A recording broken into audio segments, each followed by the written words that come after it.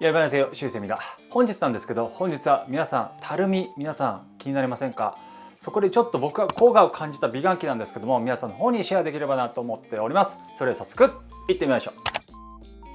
本日もご視聴ありがとうございます。本日なんですけど、本日はね、ちょっとね、顎のたるみがね、ここ1、2年ぐらいちょっと気になり始めて、いろんな美顔器を使ってるんですけども、なんか効くものがないかなと思って探してはいるんですよ。で、その中で美容皮膚科とかでもね、対応できるものあるんですよ。ここ注射打ってね、脂肪を取るみたいなのもあるんですけども、そういうものをするとちょっとダウンタイムがあるって先生が言ってたので、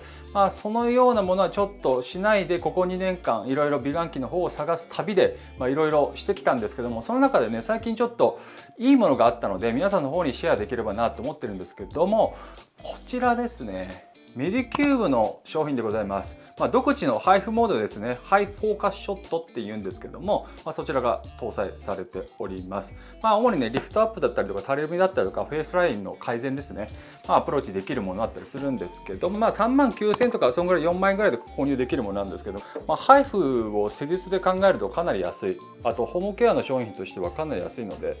ここ10年前とかだったらこれ15万ぐらい多分したと思うんですよね。そう考えると最近安く買えますよね。この中に USB-C が入っておりますね。でペラが入っていて、韓国語と英語が入っております。はい、そんな感じで入っているんですけど、で商品がこちらですね。こんな感じで、はい、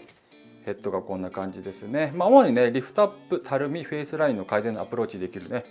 万能なものなんですけど、主にどういうふうに使ってるかとか注意点っていうのを皆さんの方にもシェアできればなと思ってるんですけど、週に 2,3 回するといいかなと思いますね。推奨されてるのが週に1回とかなんですけど、で僕はこちらのね、メディキューブのね、PDRL のね、最近流行ってる PDR なんですけども、こちらのブースターゲルの方を使っております。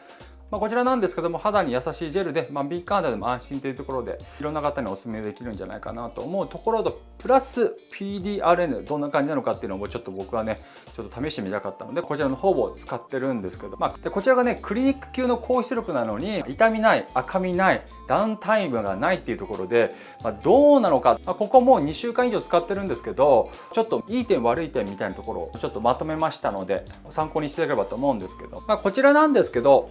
かっこいいですよね、最近の美顔器は。コンパクトになってね、本格ハイフでございますね。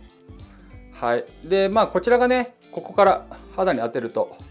じんわりと温かくなって、ピリつきがなく痛くないのに引き締め感が出てくるっていうものなんですけども、ジェルが少ないとすごく熱いので気をつけてください。で、僕が思ったのは、こちら自宅でしちゃっていいのかなって思う強い使用感だったので、ちょっと正直びっくりしましたね。それぐらい強いので効いてる感はかなりあるんですけども、ちょっと効きがすごいなと思いましたね。いろんなメディキューブから美顔器出されてるかと思うんですけども、その中でも圧倒的にちょっと効くような感じがありました。それが自宅でね、簡単にホームケアでできちゃうっていうのがすごいなと思いましたね。ハイフ高いからね、すごくね、金額が。で、あとハイフって自分でやるには絶対無理ですから、皮膚科でも場所によっては問題が起きるところって結構あるんですよ。結構効くんですよ、それ問題が起きたっていうのがハイフが。なので僕はちょっとハイフとかは、病院でやるのが圧倒的に効くんですけど、ホームケアでこういうのができるっていうのはすごいですね。で、あとハイフどこに当てるかっていうか、当てる場所間違えると逆効果になるので、そこら辺も皆さんの方にシェアできるかなと思うんですけど、であと僕はどういうふうに使ってるかなんですけど、僕はここの顎のフェイスラインだけを使用しております。顔の方にちょっと使用すると逆に引き締まってこけちゃう顔になるので、僕はしないようにしております。なのでこれはもうフェイスライン、顎のたるみだけで僕は使うようにしてるんですけど、かなり効くね、これ。本当に1回するだけでたるみなくなるんですよ。それはもう1回するだけでたるみがなくなるのは美顔器だから、即効性はあるんですよ、美顔器っていうのは。ですけど持続性がないから、またしないといけないっていうのがあるんですけど、ここ2週間しててかなりその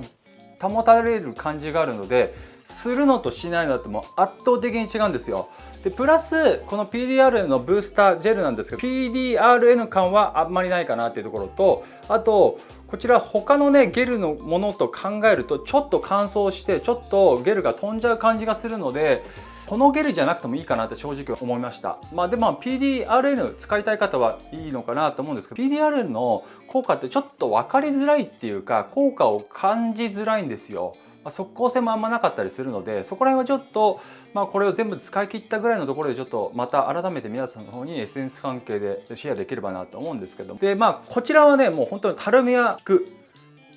これも全然するのとしないのともう圧倒的に違う。であとは、携帯でモードを変えられるので携帯と同期をして使用するのをお勧めいたします。こちらの使い方なんですけど、洗顔後化粧水をしてこちらのゲルね、これもゲルじゃなくてもいいんですけども、ゲルをつけて美顔器をするって感じなんですけど、ゲルなんですけども、ゲルはもう本当にもったいないと思わずいっぱい塗ってください。そうしないとちょっと痛いと思います。でレベル1でも結構効く。結構レベル5のものを使うことが多いんですけども、その慣れた肌でも僕レベル1とか2ですね。なのでレベルが高ければ高いほど効くってものじゃないので、逆にたるんじゃう原因にもなるので、低いのでも全然いいかなと思いますので、自分の肌に合うレベルをするのをお勧めいたします。でこちらね、ここの上にねゲルをのせるともうバンバンバンってすごい跳ねるんですよ。すごいです、それはもう本当に。なのでそれぐらい中を当ててってるのですごいなと思いましたね。引き続きね、ちょっとここからまた1ヶ月2ヶ月3ヶ月、今のペースで週 2,3 回ぐらい使ってどうなるかっていうのを皆さんの方にお伝えできればなと思うんですけど、どんな方におすすめか、たるみが気になる方ですね。あとはフェイスラインがちょっとぼやけてきたなみたいな感じの方、あとは小顔ケア、小顔にしたい方とかね、あとエステに通うのがめんどくさくて自宅でホームケアしたいっていう方ですかね。あとは痛い美顔器が苦手みたいな方はお勧めいたしますね。美容皮膚科に行ってハイフするとめちゃくちゃ痛いからね、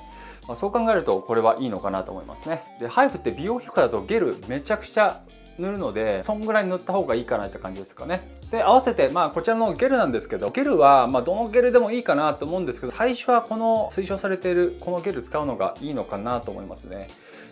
でもちょっと潤い感がなくて、僕2度塗りぐらいしちゃうので、ちょっとそこら辺は気になったところかなと思いました。で美顔器の効果自体はめちゃくちゃあったので、引き続きちょっと使いたいなと思うんですけど、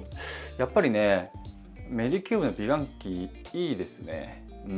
いい点もあったり悪い点もあったりするんですけど、金額を考えるとすごいいいかなと思いますね。で最近の美顔器って本当に安いからちょっと心配になるぐらいの金額なので、そこら辺はいい時代になったのかなと思うんですけど、本当にここ